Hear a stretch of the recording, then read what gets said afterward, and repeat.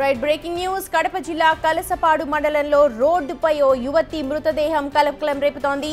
జాతిపర్తిపల్లె నుంచి చింతలపల్లి వెళ్లే రోడ్లో ఓ యువతి డెడ్ బాడీని చూసి స్థానికులు పోలీసులకు సమాచారం అందించారు.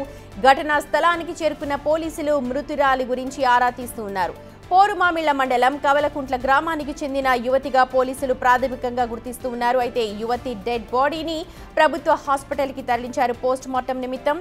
ఇది హత్య లేక రోడ్డు ప్రమాదమా అన్న కోణంలో కూడా విచారణ చేస్తున్నారు పోలీసులు.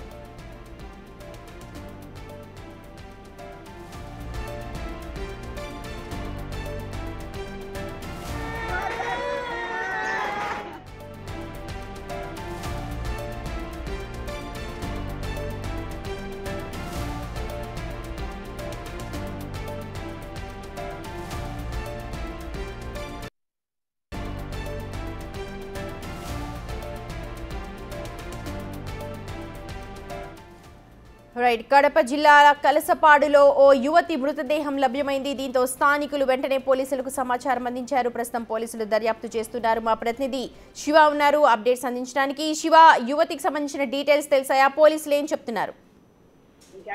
యువతి ఏవైతే ఉందో కడప సంబంధించి కడప జిల్లాలో మైదుకు సంబంధించి కొంచెం దారుణ చోటు చేస్తుంది. దీనికి సంబంధించి కూడా యువతి అయితే మైదుకు సంబంధించి అక్కడ బద్వేల్లో ఒక ప్రధాన రహదారిపై లభించింది.